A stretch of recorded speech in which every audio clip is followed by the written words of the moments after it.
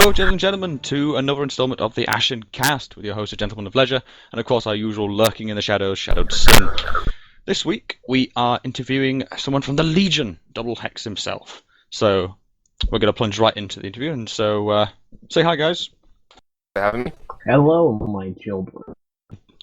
And we're going to go straight in, because the big news, of course, being the release date is finally upon us. Practically just a day away now, depending on your time zone, of course. But so, I assume everyone's excited. Excited might some of an understatement at this point. There is only Zool.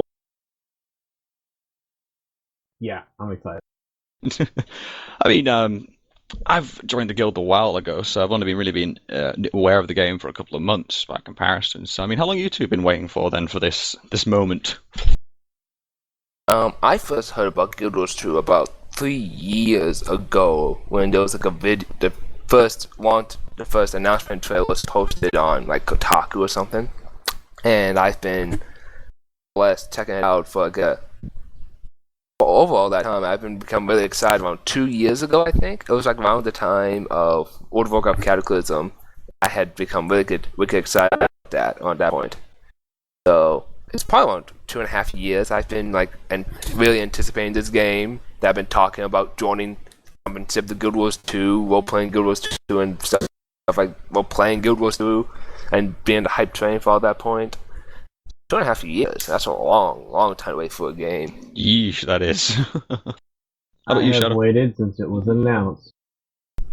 Back in 07. How long was that ago? They announced Guild Wars 2 around the same time they announced Eye of the North. I was casually following it for about 2 years, until 2009, when they put out the first pre-alpha build trailer, and that's when I was like, hey, I should get my friends together from a guild for a game that might not come out for 4 years. All those years of sweat And look what you guys have into. blood and tears, all for this moment. I mean, even a last-minute stress test, to my surprise.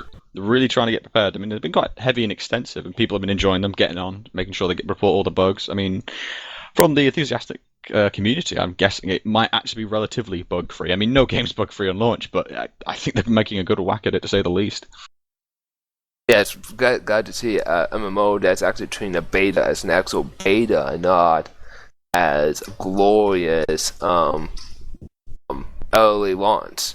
I mean, they actually are trying to find bugs. They are testing the servers. They are trying to balance all the classes before the game comes out. So it's really a big sigh of relief to find a game that's actually trying to act like a beta test, like a beta test, where there's a bunch of bugs that need to be fixed, where there's a bunch of kinks to work out, and the players need to help find them, and they're testing out the servers.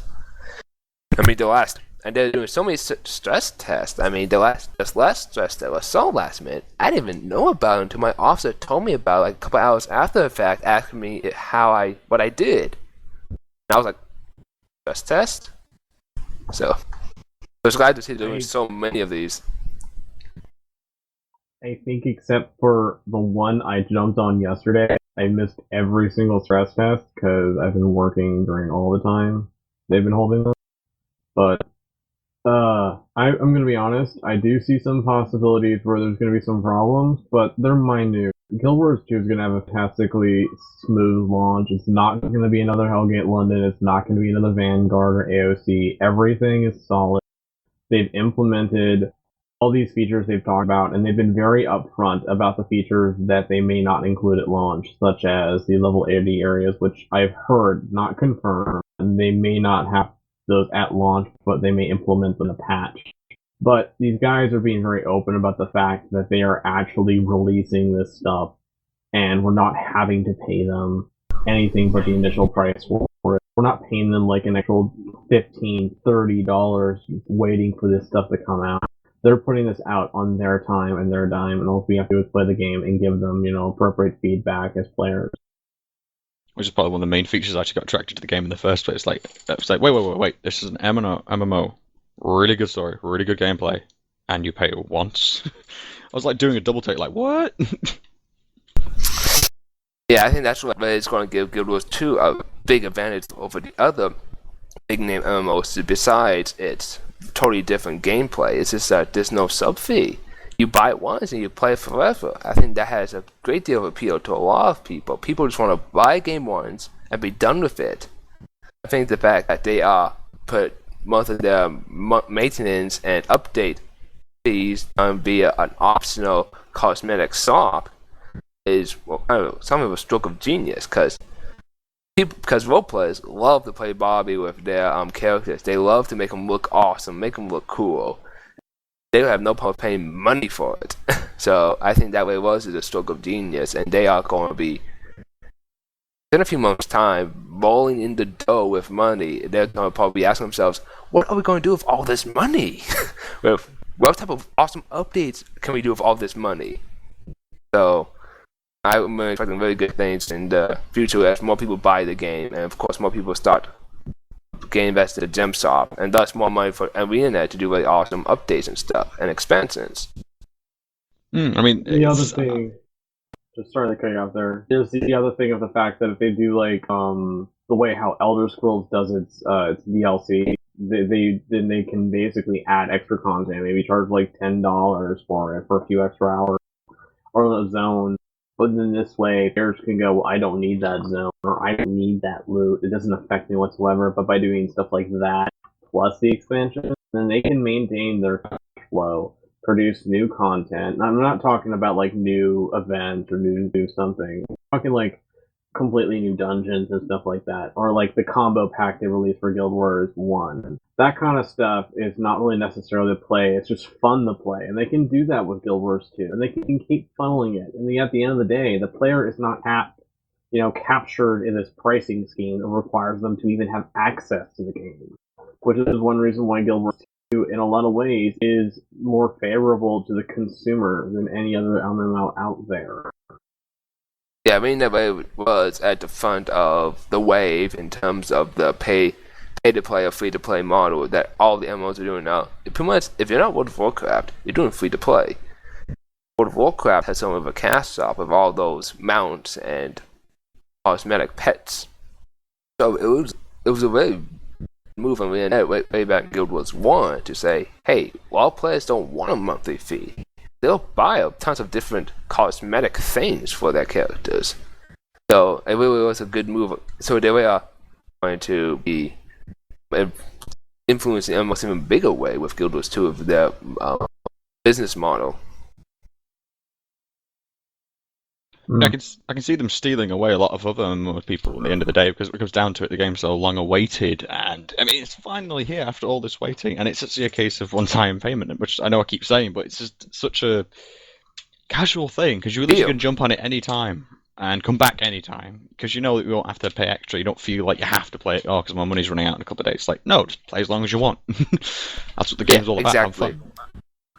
Exactly. It's that very believe, I think, on the attitude that they don't feel like they're stuck at the hip to the game, to their account. They can play whenever they want because of no sub fee. I think that it's going to let players to play even more so, because they don't feel that attachment. They won't feel like a job. It won't feel like a commitment. It'll actually feel like a hobby again. So I think you see players play even more because hobbies are fun until they're But jobs, you don't go on a job longer than you have to. So you find players will play even more so. So, of course, people spend even more money at the game that they play a lot. Yeah, exactly. So there it is, ladies and gentlemen. The game is literally within arm's grasp. It's there for us, waiting. After all this time. Oh, God. Finally here, darlings. It's finally here. But now, plunging into our interrogation of our guest. First things first. Where you from? What's your guild? Well, my guild is the Legion, which is a roleplay oriented guild that's influence from a little bit of Arthurian mythology, and it's something of a military guild, but it's also something of a cloak and daggers, and it's not very easy to simply say what the Legion is in terms of categories. It simply is what it is. But where I'm from Boston, so you can probably tell by the accent and stuff. So I mean, I mean, we've been noticing that a lot with guilds. I mean, we've had sort of vigilantes with a lot more under the surface. We've had roaming tradesmen that actually cult. There's a lot of good sort of like, this is what we may look like on the surface, but once you get into it, I mean, I'm getting that vibe somewhat. I mean, I assume that it's like military guild, but there's something more under the surface. If you just take a proper look, I assume. So, well, the thing that differentiates my guild from the average vigilante guild is that I think essentially that we don't see them, the Legion doesn't see itself as a vigilante guild, and there is some merit to that argument. They see it as a authentic organization, despite the fact all of their members that are fallen legionnaires and not just recruits. They have forsworn any sort of allegiance to any of the 5 kingdoms, if you will, any of the 5 nations. They have, for certain that, thrown that away. They are dedicated only to the Legion.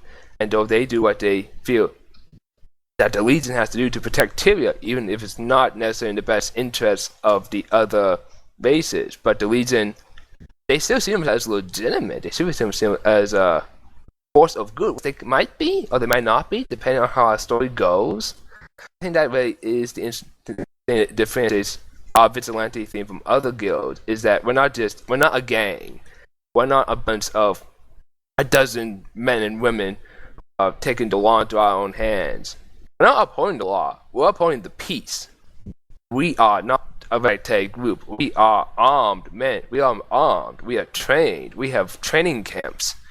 We're only a couple hundred recruits right now, but the Legion will grow to the thousands, and it's going to be amazing for the greater good. Exactly, yeah. And the Legion is going to be a big organization that I think will bring us some very interesting narratives in terms of how the guilds deal with this big neutral vigilante-esque organization that bows to no man, no king, and bows to no crown. It's just bows to itself and what the Legion or the Grand Master Volgrad, my character, sees as what is best for Tyria. So I think that's going to be very differentiates ourselves from other vigilante guilds. Other vigilante guilds are a gang, we're a military.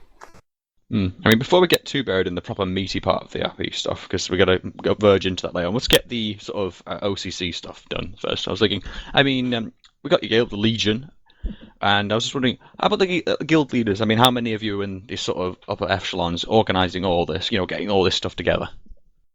Well, that would just be me myself, and then with my officer, Scalvjorn, who, if you played Age of Conan on the Wikania server, which was the unofficial RP PvP server for Age of Conan launch, you will know him as Ahern from the very well-known Clan Elkhorn.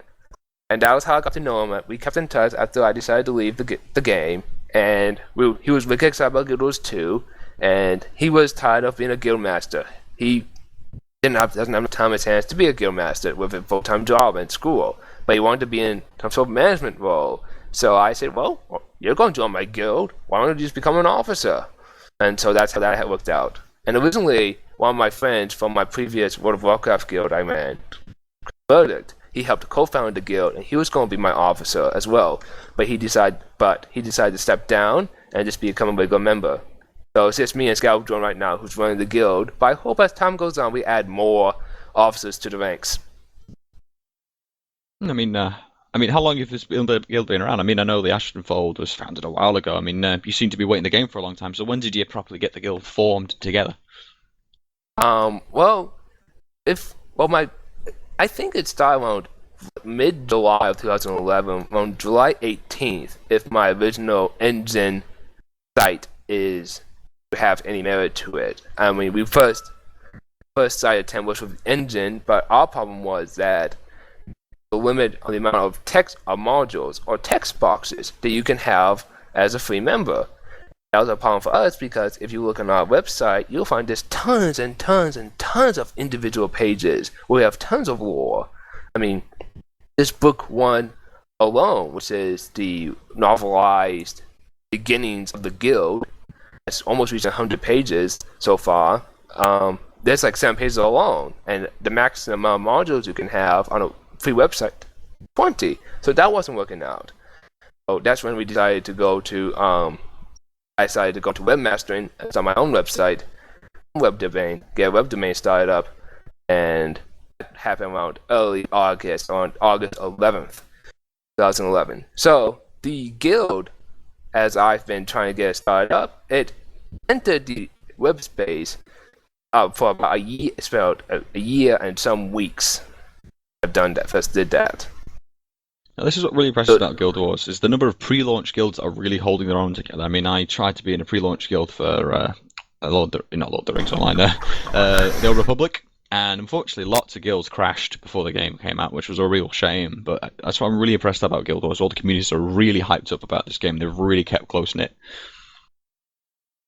I think that really has a lot to do with the general community. The community really has a real boundary, I think. Not just the roleplay community, but the entire Guild Wars 2 community itself.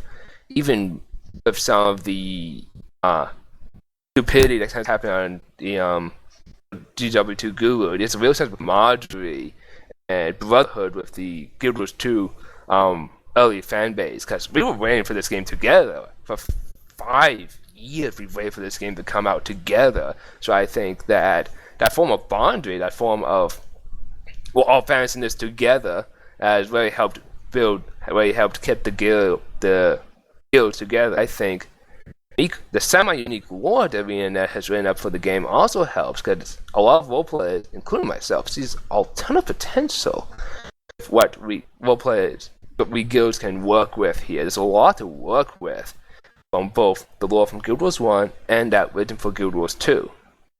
So I think it's all that potential and that fan brotherhood stuff that really helps keeping the pre-launch guilds together.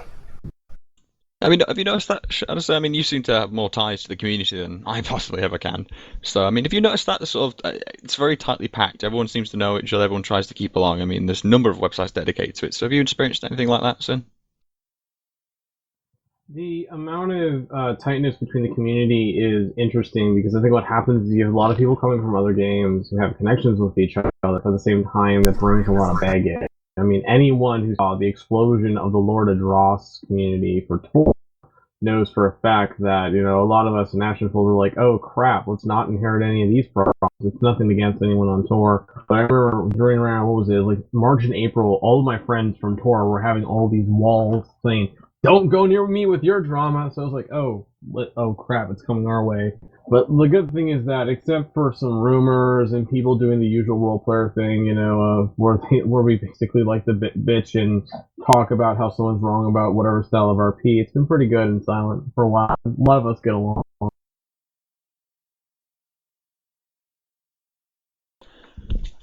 Well, it seems well founded. I mean, you seem to have been planning this for a while now. So then, well, you've had an entire year, and in the 5 years before that, waiting for the actual game. So, I mean, how many members have you got now? Then, I mean, how big is the Legion starting off with?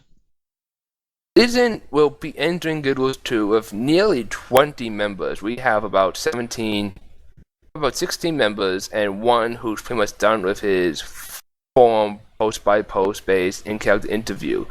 We'll be entering with nearly 20 members, which is a heck of a lot more than we had a couple months ago, when we had pretty much only like 4 members. We pretty much exploded around the beginning of the month. There was an instance where I woke up and went to the website, and I found 4 applicants that applied within 5 hours of each other. So it is after a year of this struggling uphill to get members, to get the word out, to get people to join, to get people to apply. It's just such a breath of relief and fresh air to find like so many people who are so excited, and have so many high quality members and role players join my guild. It's a great sense of satisfaction. Well, yeah, especially with all the excitement as the build-up, the betas and things like that. I mean, there's been a lot more activity. The forums are really on fire lately, so it must have been great for the guild. And all of a sudden, people start paying more attention. They want to get into a guild. They want to get ready. They want to RP. Everyone's waited long enough. They want a community. Yeah, I think that. Okay, I'll go now. Going to chime in. Another thing I was going to chime in is that a lot of guilds are going through that build-up phase right now. And the one reason why probably, I'm just going to say this here, a lot of people probably wonder why in the world does AshenCast have so many members. It's because we went through that last year. We spent all of last year building up our power base. And so everybody else is coming in now and wondering, why in the world why in the world are all these established guilds got so many members? The answer is they started earlier, they're more established, they have more lore, they have a greater sense of who they are. If you're coming into the game right now, the one reason why your guild's going to flounder for that first month is because you waited for the very last minute to get your guild together. And it's not anyone's fault. It's just that you can't really expect to gain during the time of launch and all the chaoticness. I'm sorry if I'm bringing this up out of the blue, but it is something for guilds who have been here for a while and the guilds who are joining or getting members. It is something very nice to actually get those members to get in there and get role playing. But I do think, because we talked a little bit about drama in the community, I do think that there is going to be a sense of people who maybe resent each other because they don't get members or because members go and they multi-guild with other people. And that's kind of out of nowhere, and I'm sorry. Oh, true. It happens to every game. Yeah, I mean, I think it's a matter of when members are looking for a guild, and they'll be going through the guild recruitment forum. They'll be looking for people with probably the most posts, because they're going to assume the people with the most posts are A, the most popular, and B, the most well established, because they've been there longer for time for the post to come up. So a lot of the members are not going to go for the brand new threads and the brand new guilds. They're going for the old guilds.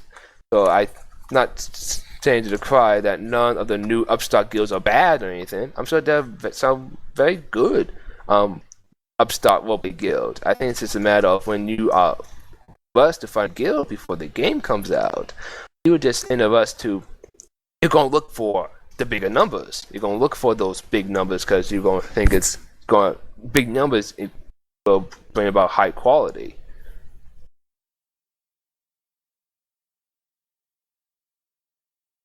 When it comes down to it, it's just the community's been alive for so long. It is legit, because I mean, there's probably people out there who've seen these guilds started, saw the initial post and just saw them slowly build. So it makes perfect sense that you'd look for something that's got the strongest base.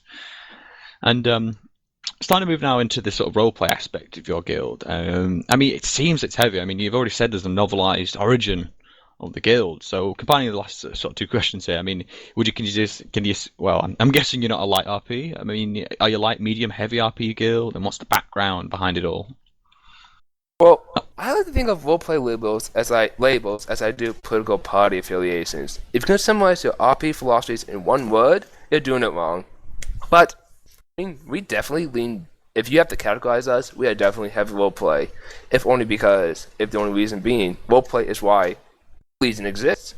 Guild's purpose is to roleplay, to tell a story of other players, and have a lot of fun doing it. We're here to create a memorable narrative of story arcs to have players really invest in their characters, and we'll have a grand old time to process. So if you want to label me, I guess heavy roleplay will be the way to do it.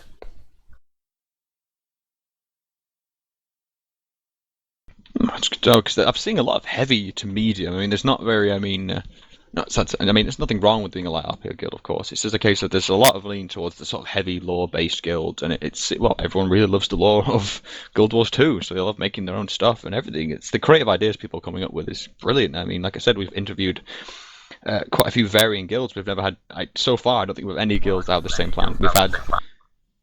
It's always been mercenary-esque with some sort of agenda. It's been travelers who are actually secretly cultists. This is just so much you can play around with the lore, which makes it fantastic for guilds like yours and ours. It's just there's so much to use, so much to do. I think that's one of the great benefits of having a lore as well varied and as well written as Guild Wars as Guild Wars 2, in that you have so much to work with. And even with my guild, who pretty much they just work with off the lore of Guild Wars 1 prophecies, there's still so much you can work with in creating your history and creating a unique character for your guild. I mean, guilds have character, they have personalities, even before a single person joins, besides the guildmaster, they have a personality. So we see so many guilds with unique personalities and personas. This really is a credit to not just the role-playing community, but also the lore team over ArenaNet for creating a role that can inspire. There's lots of flavor out there, lots of flavor. Yeah, I think it's a very rich menu for new roleplay, for new people going to Guild Wars 2 to select a nice guild to dive right into. So moving on to your guild now. I mean, because the Legion, very strong military style name, almost biblical with the reference, of course. But its main thought is, what is the backstory behind them? I mean, who are these people in character? Who are these people? I mean, with the name at the Legion, I mean, are you Char exclusive or is it multi-race, that kind of thing? What is the background? What is the core reason for your guild's existence? I mean, you've already touched on the idea they're like not vigilantes. They are a force for good. They are a military corps. Yeah, okay, well, in character, the guild story dates back to Guild Wars 1 Prophecies, right in the middle of the post-Syrian Ascalon story arc.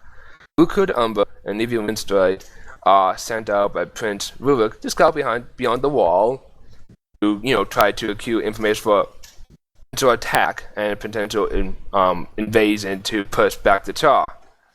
Because King Adamant is always arrogant and he thinks that the victory's right around the corner, so that's what they're being sent out to do. So they go beyond the wall, and then they are met by the Burning Lady, which is sort of the divine matriarch of the Legion, sort of lady in Queen Arthur's Lady in the Water to the Burning Lady's Legion. So, and from there, the Burning Lady gives them the big mantra to guard the realm, and the Legion is born. From there, they join up with the Ascalonian exodus over the Seven Peaks to Krita. Then they, due to a matter of necessity, because they lost so many members during thanks to the Stone Mantle and the Centaur raids, they pretty much joined with the White Mantle out of necessity. And during the war in Krita, they managed to break away and help and aid in the liberation of Krita from the White Mantle. But sometime between that and that big high note where the Legion is finally truly independent, it was meant to be, between how they get thousands of members through all of the big human kingdoms. Somewhere between that and Guild Wars 2, the Legion dies. It ceases to exist. It fails somehow. And that's going to be a big mystery when we go into 2. When we start off when Wagner 3 Trees is by the Burning Lady again, and the Legion is resurrected. We're going to ask the question through the story: what happened to Lucanumber season? What happened to it? Where did it go? And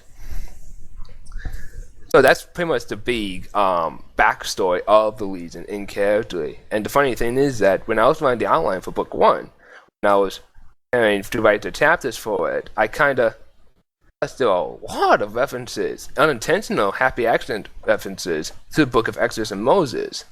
I mean, Moses was said to have a speaking disorder, possibly a stutterer.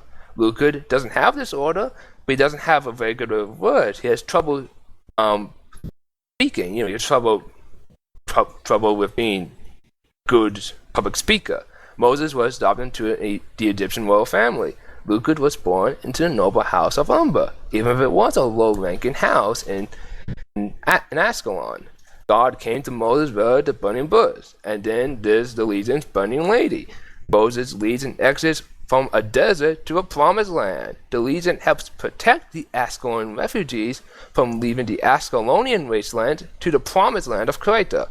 And so that was a very funny moment when I realized that when I was running the Book 1, I just decided to put that reference to point, because I just kind of realized, well, I got a lot of unintended references already, might as well make it big, more prominent. Yeah, I did wonder, because I was sensing like a very sort of strong biblical reference there, and it actually makes sense. Actually, it was very unintended. Sorry. It was very unintended, but it was a very happy accident. I think the fact that when I first started, I watched The Prince of Egypt because I was watching it. And I think that had a sort of subconscious influence on me. To great effect, obviously. I mean, you've got yourself a guild, got your members, got the lore established. I mean, good thing you were watching that, right? Well, yeah, I guess. I mean, I think, I draw influences from all sorts of different stories, both historical, mythological, and novels. I mean, I think as a serious writer, I think that every sort of story I encounter has some influences me and inspires me a little, even if it's subconsciously. So I guess you kind of say it is a good thing. I mean, it just sort of worked out that way.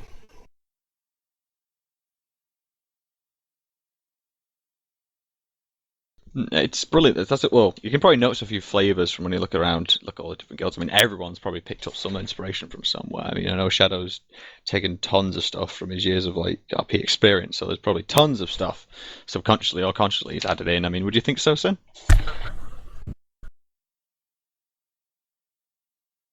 Sin? Oh God, we gotta sit down. I'm a bit entranced by something. Sorry.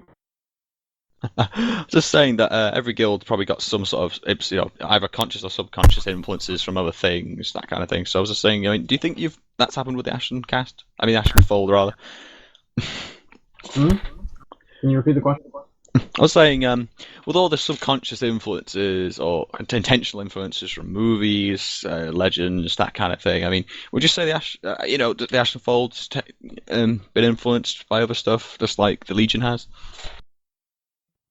AshenFold has been influenced by multiple things, including TV shows, books. A lot of people will probably say, we're some Western Fire ripoff. Actually, in fact, we're a little bit more than that. I mean, I can make comparisons to the Aes Sedai in time with the different objects. I could make references to the Godless Land, where you have a group called the In-Call, and they're called the Battle In-Call, the Hunt In-Call, the Lore In-Call. That was probably an influence for the name. There's also a lot of different things. Lord of the Rings probably has a slight bit of influence with some of the storytelling. Mostly with probably the concept of the Fool being this wronged individual, maybe. No, I think it's more the epicness of what AshenFold can get. The general feel of AshenFold is just multiple different influences. I have this knack for just pulling influences just for writing in general. I mean, there's even Call of Cthulhu influences in AshenFold, specifically with groups like the Najir. And there's probably a bunch of more influence that you don't even realize or remember that it's just, as you were writing, this sort of came to your head and helped form the Ashenford Cartel. I mean, there have been times when I was writing a story, I'll be showing it to my friends and family or getting criteria, and somebody would say that it sounds a lot like a story or book or movie or whatever that I haven't even watched or read or whatever in like years or in a long time would even come to my mind while I was doing it. I think it's just an aspect of how the human mind works, that it can bring forth all sorts of information that's deep down when you're being creative like that. Exactly. It's what all the sort of, well, like you said, every guild has different personality, and you probably can blame a load of different influences throughout people's lives when they built it. So, I mean, what's the actual direction for the Legion then, RP-wise? I mean, what was the inspiration for the guild and the development of the guild from a narrative point of view? What was their main objective? They're a Legion. They're going to grow. They're going to get more soldiers. They're going to train, like you said. So answering to No King, what are they up to? What is their main goal? The main goal is the mantra given to them by the Burning Lady, to protect the realm. And of course, as you can expect, that is open to a great deal of different interpretations and ideas, and that's one of the things I'm really hoping to bring out during our roleplay, is to have a total bunch of different interpretations from all the different races and characters in terms of how do we go about doing that? What does that mean? For example, Lucard Umber, he entered the realm as protecting the realm of humanity. He was focused on protecting Kryta, and after he escapes the grip of the White Mantle, Kryta, Alona, and Cantha. With all the five races banded together, they are focused on protecting their realms and their borders. But there are also a bunch of other different races involved. So should they also be looking to those races as well? Should they be looking to those does that goal also include those races that are not as big of an influence on Tyria but are still part of the realm? So I'm really hoping, in terms from what the Legion is about, to try to really challenge that, to add a great deal of ambiguity. There's a great deal of ambiguity within the guild in terms of what happened to the Guild Wars 1 Legion, in terms of what is the Burning Lady. Is she a god? Is she a spirit? Is she a demigod? Is she something in between? Is she something else entirely? And in terms of also what the guild goal is and how to accomplish that and other interesting things. So I don't like things when there are pointed out, and it's like this. I like with stories have a bit of ambiguity and mystery and guessing work. Now, I suppose that Martin's Song of Ice and Fire was a big influence on that, especially with the who are Jon Snow's parents. So I suppose that was a big influence on me in that regard. That's always got a hand in, I've noticed. Yeah, Martin was a big influence on. It's probably as a story writer, period. Martin was probably a huge influence on me, as well as Alan Moore, who did Watchmen and Swamp Thing, and Chris Avellone, who did Planescape Torment, Cartel 2, book and the games as well.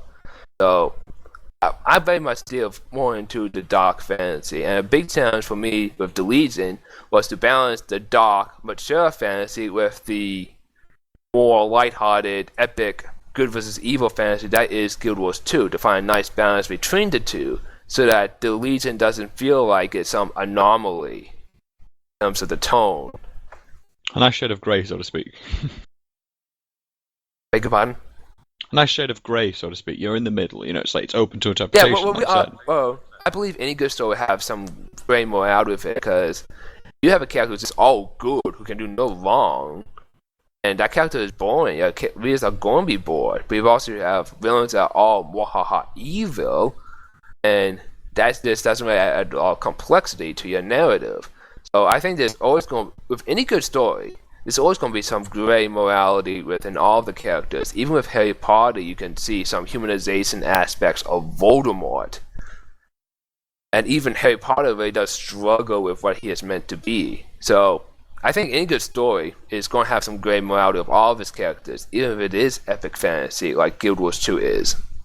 And you kind of see that now with Divinity's Edge, or the 5 big mascots of each of the guilds, where each of them have their inner conflicts, especially the Lucas Thackeray, He's definitely a very complicated character. Most hated character in Guild Wars history out of Prince Roar and already see it happen. I mean, moving on again, my main focus is this is a lot of lore. It's clearly well thought out, it's clearly well written, it's clearly a strong thing. So my main point here is that how do you mix that with actual member involvement? I mean, I know the Ashenfold have done stuff where a major event, an attack against us was held, and we had to cope with it and adapt to see what happened. Did we prosper, did we fail, and other people rose to positions, some people fell, that kind of thing. I mean, so how do you cope with all this really powerful narrative and mixing it in with a strong story with member involvement?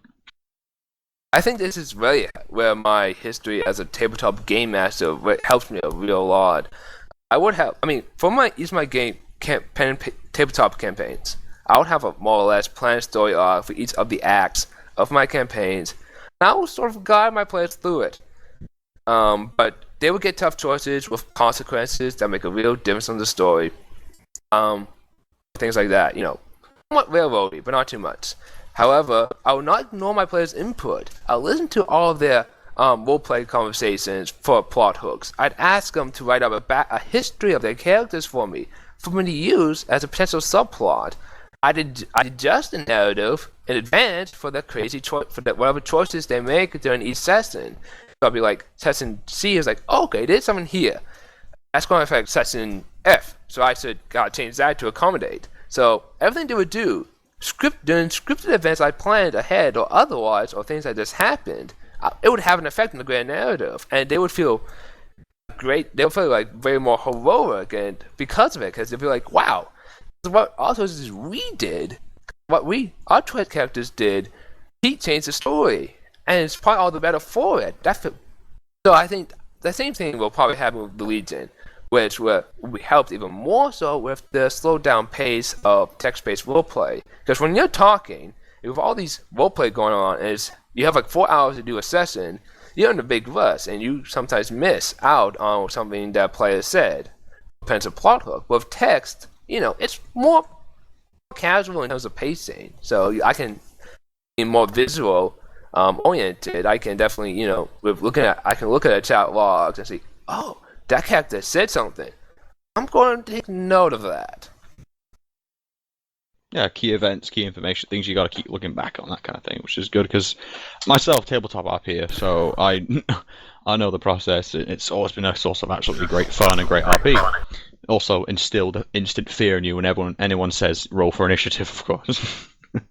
Yes, you seem to look at my player's face whenever I say, alright gents, roll. Especially since I tell them to roll something that seems out of context of what's going on. And that's usually when I tell them to roll for something that's going to happen later on.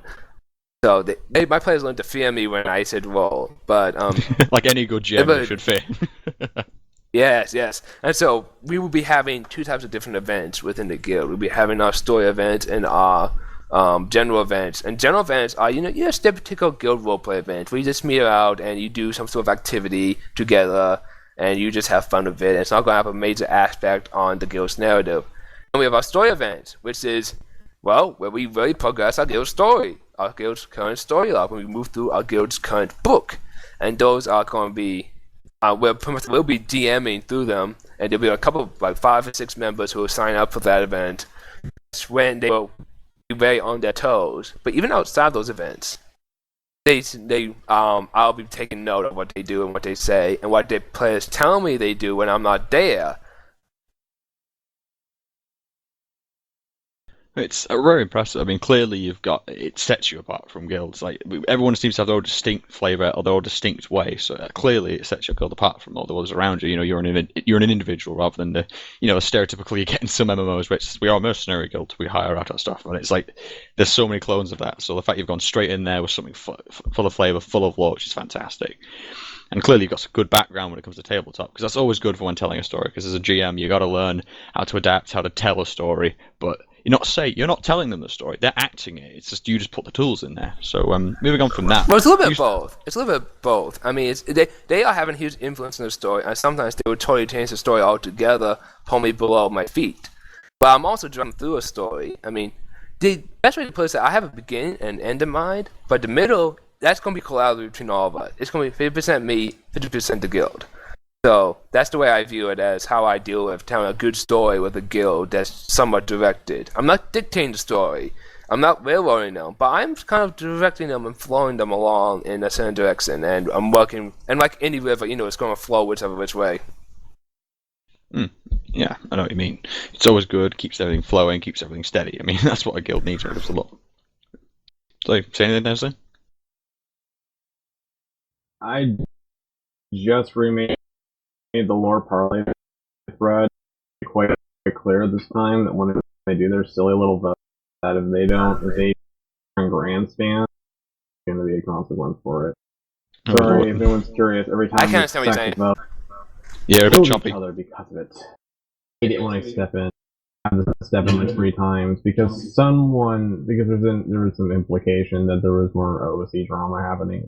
I'm putting my foot down and telling them that they get to do this or they don't, or they can just they're screwed. But yeah, it's kind of what happens in National. We do a lot of. I don't like to step in and say what happens. I basically act as the hand of God only when necessary. A lot of the times, I just set up the stage and they're the ones who just goes to what they do, like any good GM does. Good.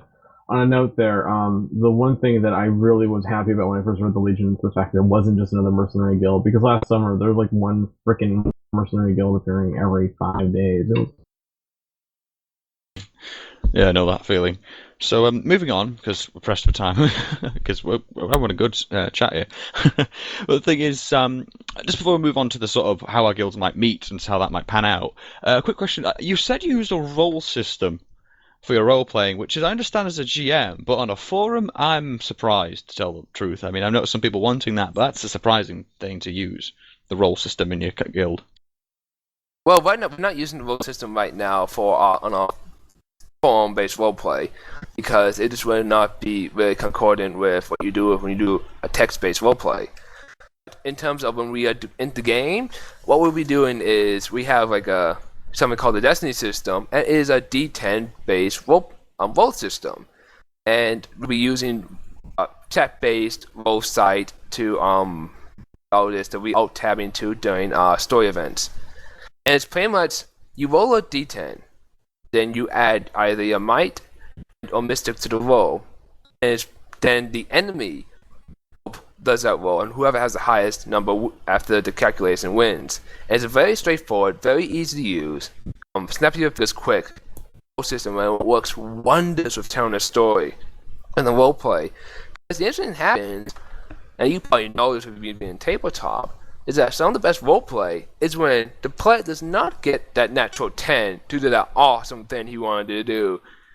Of all the things he gets, of all the numbers, he gets a 1. A freaking 1. That's happened way too or some much other to me. It's low painful. number. It's painful. Yes, it is painful, but he's hoping for a 10, and he gets a 1. He gets a freaking 1. So, and even with all his awesome stats, whatever stat attribute he put his numbers into that works with the role, he can't do that awesome thing he wants to do. He has a 1. He's in the corner. His back's against the wall. How does the player or the character, how does he deal with this? And that is when role players get really creative and stories start to get really good and interesting and fun. Yeah, I have one such So example. the role system really actually helps a lot. So our roles actually helps a lot with a role play, not just because of ending arguments of who shot whom, but also with telling really good, interesting stories. Yeah, I mean, it's amazing what we can come up with on the fly. I mean, there was one such incident with my group where it was a case of 40k universe, what roleplay. We panicked, we tried to kill something, we failed, and it ended up with overcharging a laser pack so it would explode, using the glue from a painter's set to make a sticky bomb, which got stuck to someone's glove, which then turned into the way you could deploy it, because then you could stick your hand and take the glove out.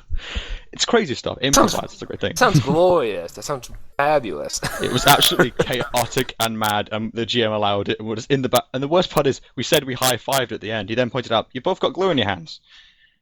We were stuck together like that for 2 sessions. It was industrial glue.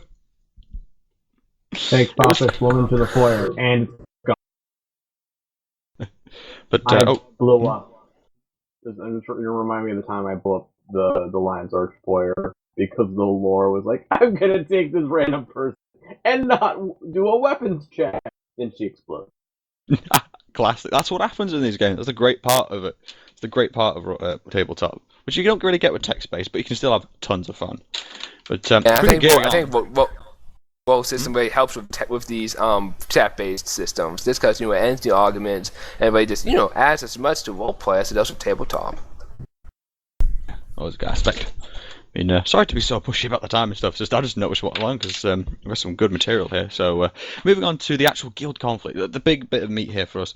I mean, we know about each other's existence as the guild. I mean, well, maybe not all the information about each other, but I assume that rumors will spread. We'll know about each other. So, whose idea? I mean, what's the idea? I mean, how are you expecting this to pan out? I mean, considering the legal and illegal side of the Ashenfold and stuff, I mean, can you see any of those parts meeting with the Legion? I mean, we have honest tradesmen, we have illegal tradesmen. I mean, what can you see the Legion doing with the Cartel if they were to meet? Oh, remember, the Legion is not a policing guild. It's not a guard guild. It's not affiliated with the Seraph or any of the individual cities. It's worried about the bigger picture. Mostly the dragons. It's a military, so it deals with armies. It deals with big issues. So, an instance in which the Ashen Cartel and the Legion would get into conflict with each other would be if, Ashenfold Cartel is doing something that the Legion feels that is a threat to the greater set of Tyropteria, which could eventually happen. That's the only time when I imagine that Varga 3 Trees would stick his hand in the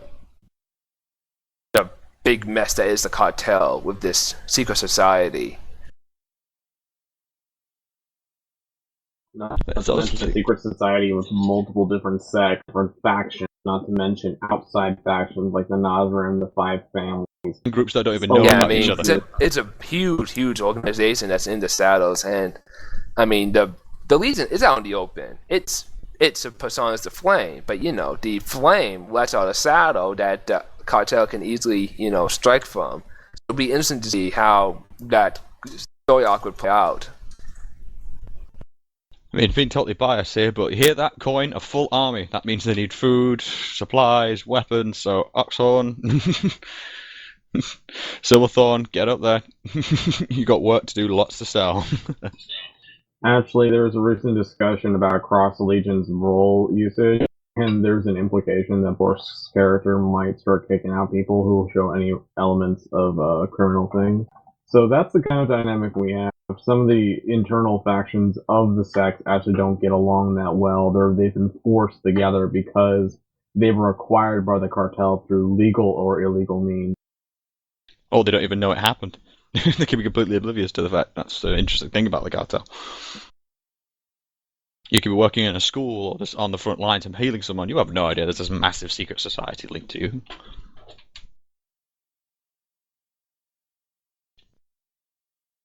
So, I mean, what possible scope can you two see for the future of the guild, conflict or even interaction? You know, I mean, like I said, we've got tradesmen, we've got entertainers, I mean, we've got taverns, that kind of thing. I mean, hell, there's all sort of places you can bump into the cartel, and you know, all the sorts of things. It can be social, it can be nice, it can just be two people chatting at the end of the day. You wouldn't know about each other, you know, what they're really about. Yeah, exactly. I think reason we're having so many people to their numbers, you know, eventually, you know, it's going to be like thousands of people. It's going to be part of the Legion. Have joined its ranks. So I think eventually it'll come to the point where, maybe right off the bat, we'll be interacting with each other and not even know it in characterly. We could be in a tavern you own and not even interact with you that way. So with all of the different hands and parts the cartel has, it will probably interact at some point without us even realizing it. The fun thing about interaction with the Legion is we pointed out with the other things of AshenCast is we have the Alliance that we probably need to work a bit more on. The Tyrian Accord, which has about 5 or 6 core guilds, all with different elements to them. So we have groups like, you know, the Cultish, you know, Traveling Caravan, like Keepers of the Phoenix. We have White Aegis, which is a very, you know, militia, very kind of more of a militant good group that was, I think, born out of former serve. I don't remember. Kalos will someday correct me on that. Then we have Iridescence, which is more of a mercantile mercenary group. They all have different elements, and with groups like the Legion, I really feel that the Legion is kind of more like the Grey Wardens. They have this very dour, militant feel to them. What makes them different than the other groups? They're more of a militant knightly order that is there to defend. You're not really there to defend the land, right? You're kind of like a defensive group in some way, correct? Oh yeah, we kind of are defensive. That we are just here to preserve the realm, to keep the peace. But of course, what that means to each individual member of the Legion is going to be different from each other because we're having all these races with totally different philosophies. And imagine what the humans and the Charles are going to think about what the mantra to be, of how the interpretation of mantra to be. So, yeah, definitely, it's definitely a defensive guild, but of our story arcs that I've planned, I'll definitely have a score on the defensive. So it really is going to be depending on the current story and our current antagonist. But overall, in terms of the grand whole scheme of things, we're not out to conquer lands. We're not out for power. We're just out to keep the peace. Of course, we are going to gain power in the process, unintentionally or otherwise, but that is not our primary goal. But that doesn't mean that we're all goody two-shoes. I mean, to keep the peace, to protect the realm, we're going to do some pretty despicable things. I mean, as you give any big military organization throughout history, you can look at what the Romans did and what the English and French did in the 100 Years' War. You can look at, whenever you bring the military and things are going to get dirty real fast. Even though we're a force for good. Oh, but yes. Yeah, so even though we still are a force for good, so we're not going to be all goody two-shoes about it. The weird thing is, I can see the Blade and getting along with these guys. I got to say that. Oh yeah, I wouldn't be surprised if the Hunt met them and got along with them loud. Though the Hunt is very rowdy, ranking. So the Jade Ring is a lot quieter, and the Storm Fleet is all off going on the high sea. You see them getting along with Smart Home, you know, band of travelers, storytellers, and huntsmen who basically brave the depths of Tyria to kill the greatest monster. That's what they do. Meanwhile, I'm sat in my den trying to make sure the White Aegis don't come on my turf. God damn it, you got no evidence against me. You hear me, White Aegis? You got nothing on me. Yeah, but we will not be dealing with you on an individual basis unless you do something that we see threatening like a major city or whatever. Then we're going to be on your butt. You don't have to worry about that so far. But when you do, oh boy, you're in trouble. We'll probably see a lot of interaction through the social club that we're going to be running in Divinity's Reach, you know, or the gambling den. There's going to be a lot of base interaction there. So it's going to act a lot like, if anyone's seen the series Babylon 5, a social area where a lot of different powers of the roleplay world or the roleplay universe we're going to be creating will be interacting with each other. And then our guild will be running that establishment. And from there, you'll see interaction in other roleplay bars like the Busted Flagon. And over time, that forms the basis of interaction, and hopefully random interaction plays into that. That's how good roleplay forms. Yeah, I mean, Valkyrie 3 he may be the head of this big military group. He's still a Norn, and Norns are known to play even harder, so he will definitely be a part of that gambling den. Although he's smart, he has enough of his hand on his shoulders not to bet away his entire fortune, especially considering his entire fortune is, going to be linked to the Legion. So he's not going to bet away all his money, but he'll have fun times in that den of yours. And so he's definitely interested in you at some point. No, Norns don't know it. I don't think Norns know the meaning of the word loan. That would be a bit of an organ happy.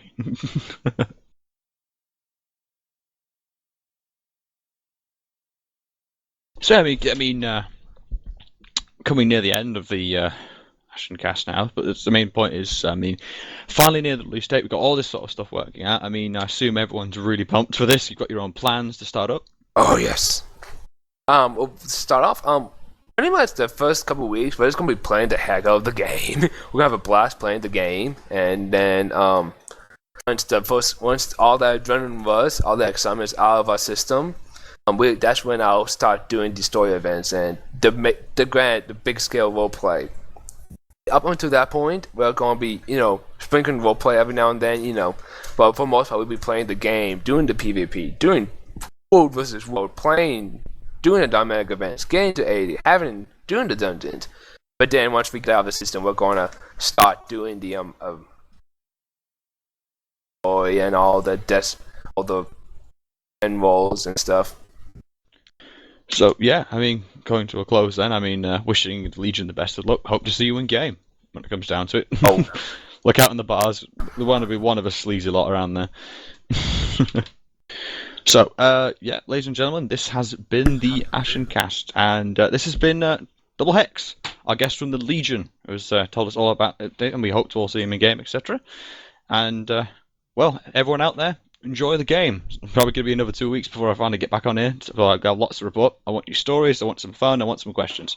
So, ladies and gentlemen, it's been an utter pleasure, my darlings, to report this, and these have been my guests, Doublehex and ShadowedSin.